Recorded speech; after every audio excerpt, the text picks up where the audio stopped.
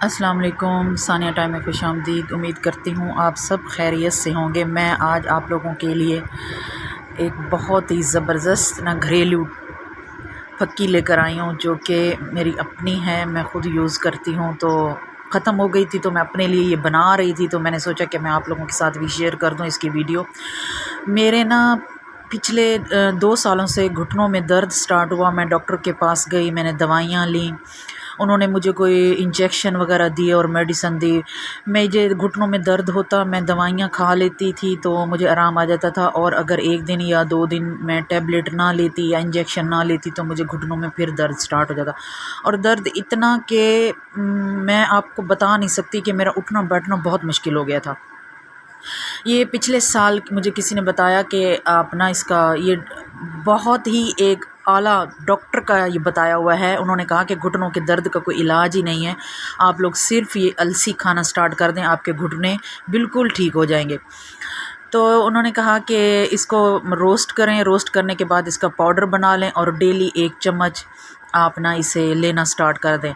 میں پچھلے سال سے گھٹنوں کے درد کے لیے صرف یہ السی ہی کھا رہی ہوں، پانی کے ساتھ، نارمل پانی کے ساتھ، جب بھی ٹائم ملے، جس ٹائم ملے تو میں یہ لے لیتی ہوں۔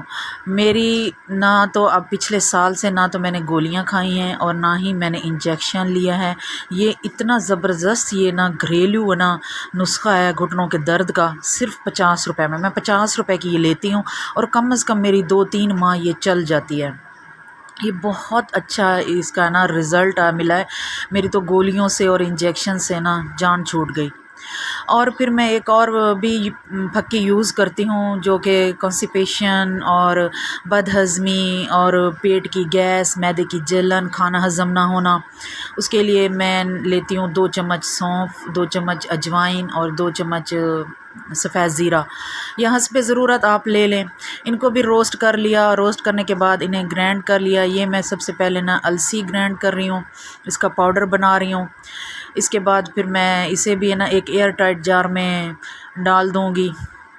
یہ ایک ساتھ میں آپ کو 2 چیزیں بتا رہی ہوں، یہ السی کا پاؤڈر ہو گیا، اور اب یہ سونف چلے گئے، یہ زیرہ چلا گیا، اور یہ اجوائن چلی گئی۔ اب اور یہ تھوڑا سا کالا نمک، بس اس کے علاوہ اور کچھ بھی نہیں ڈالنا۔ ان 3 چیزیں اور 1 کالا نمک، 4 چیزیں ہوں گے۔ ان کو گرینڈ کر لیں، اچھے سے ان کا پاؤڈر بنا لیں۔ یہ بہت زبردست ہے۔ کھانا کھانے کے بعد آپ آدھا چمچ لے لیں۔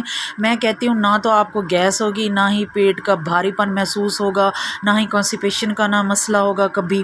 بہت زبردست، اور ویٹ لوز کے لیے بھی یہ بہت اچھی ریمیڈی ہے۔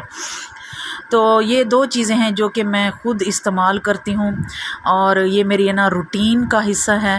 میں انہیں اپنے جو کچن میں رکھتی ہوں، اور جب بھی میں کچن میں آتی ہوں تو یہ مجھے نظر آتی ہیں، تو میں انہیں کھا لیتی ہوں۔ میری ویڈیو کیسی لگی ہے، چینل کو سبسکرائب کریں، ویڈیو کو لائک کریں، کمنٹس باکس میں لازمی بتائیں۔ اللہ